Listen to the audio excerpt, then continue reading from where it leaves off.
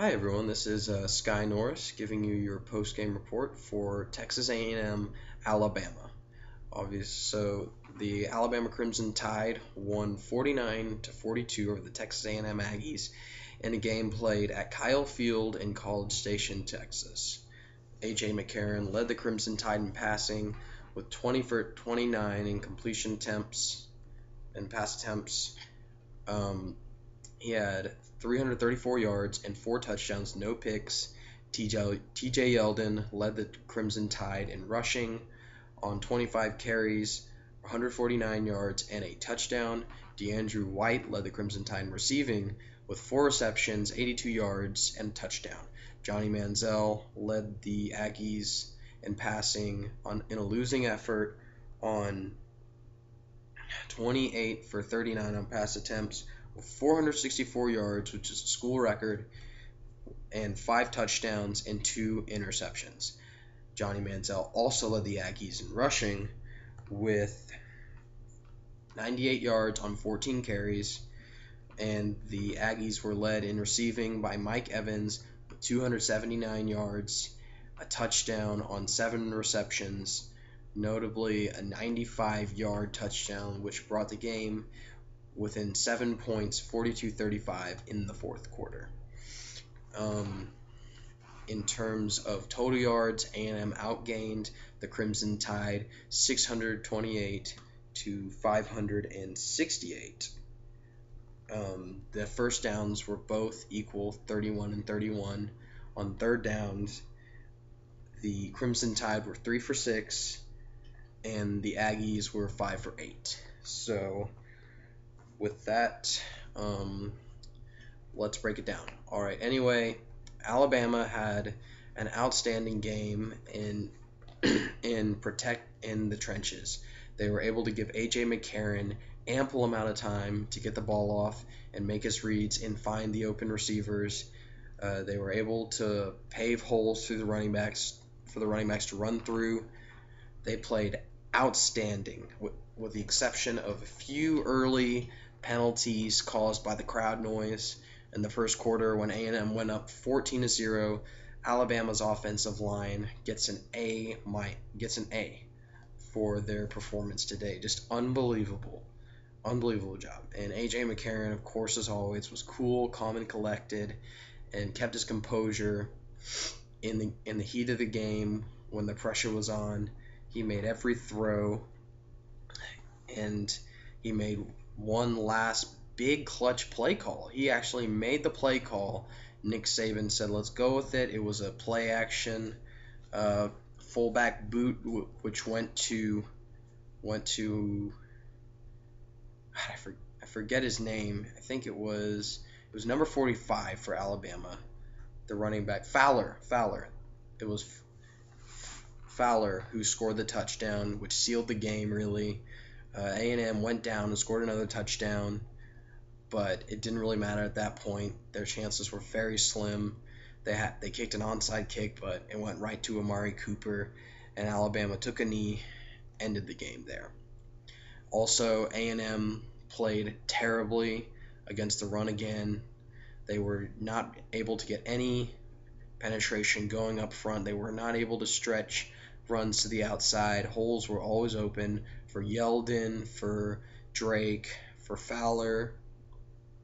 It was a terrible display of defensive play against the run, as we have seen in the first 2 games.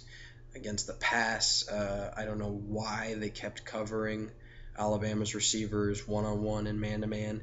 Clearly it wasn't working. Kenny Bell, Christian Jones, Kevin Norwood, Amari Cooper were able to beat the Texas A&M defensive backs every time, but yet they still kept going with the man-to-man. They didn't have any safety help over the top, which didn't make any sense to me at all. So that was a bit of a strange strategy for the Aggies, but nonetheless still a fantastic performance from the Crimson Tide offensively, which was definitely needed because the Crimson Tide couldn't stop A&M.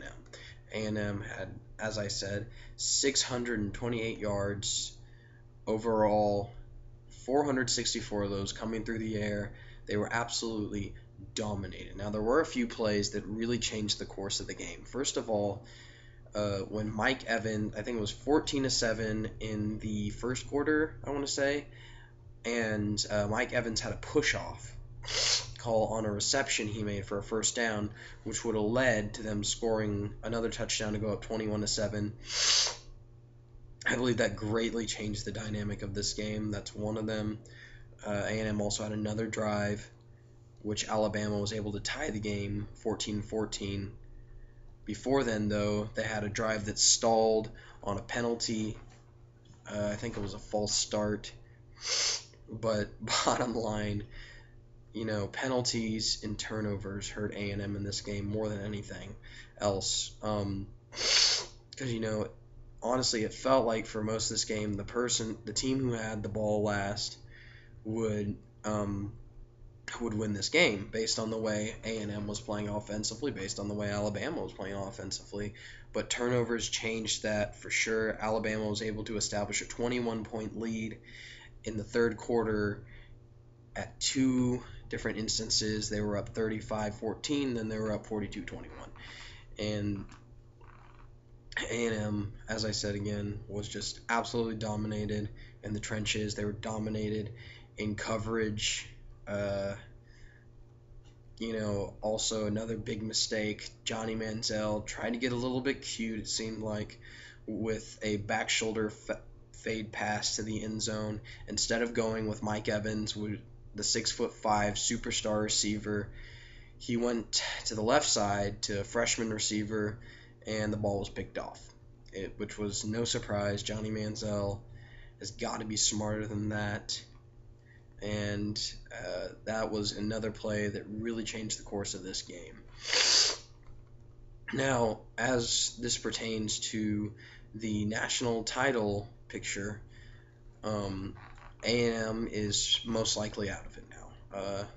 They can run the table. They're very capable of doing so through the rest of their schedule, but so is Alabama. Alabama will probably run the table through the rest of their schedule. I don't see them losing another game. This was the one game I really could see them losing. I don't think Zach Mettenberger and LSU are good enough to come on the road in Tuscaloosa and defeat these guys. Based on the way their defense is played through the first few games, they have given up some points and some yards.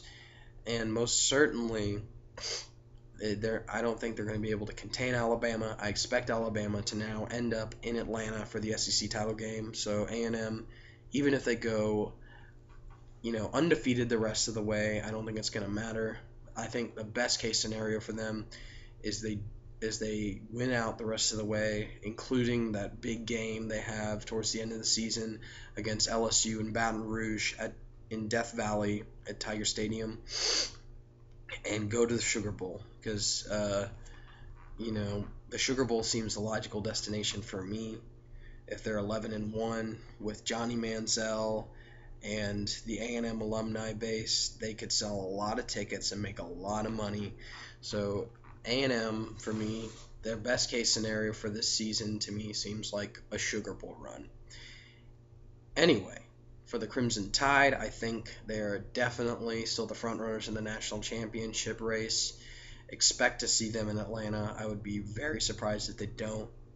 If they don't end up there, it would take some massive breakdown to me for them not to go to the SEC title game and probably face Georgia again in a rematch. That'll be a really interesting game. I did pick Georgia to beat them preseason in the SEC title game, and I'm going to stand by that prediction for now. I think the Bulldogs will have a bit of an advantage psychologically. I think Alabama will be tired by the end of that year. And I think, even the greatest teams aren't devoid of error, and at just some point, I think the reign has to end for the Crimson Tide, and I think that's when it will end. So, with that being said, the Crimson Tide, again, still the front runners in the SEC West and in the national title picture.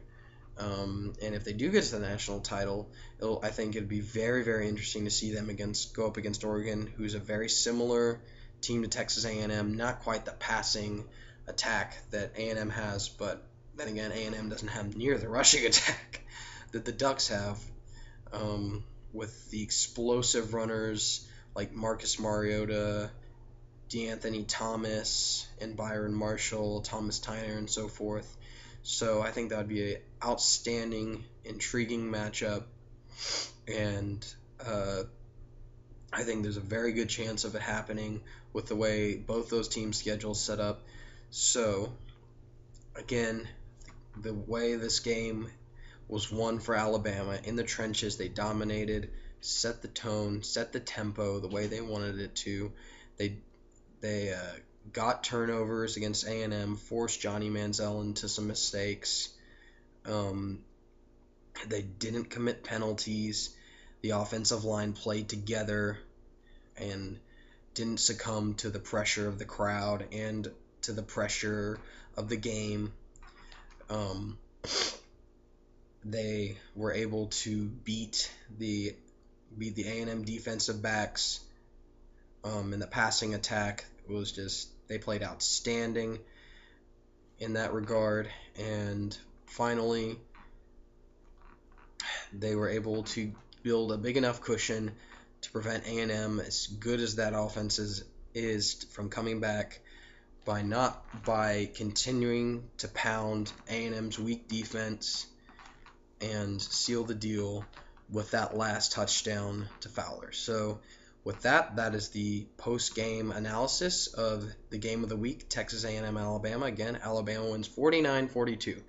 I would love you guys to make a comment on the end of the post, saying which two teams you think are going to end up in the SEC title game, and what you think the end result of A&M's season is going to be, who they're going to lose to, whether they're going to win out, maybe lose more than 2 games the rest of the way. No matter what the result, please comment. I really appreciate your input. I really want to know what you guys think. And also, just a reminder, I will be making a Twitter page and a Facebook page for the blog, and also a YouTube channel. So again, thank you guys for reading. Thank you guys for watching. I am Sky Norris with the Skylights on sportsblog.com. And again, thank you for watching.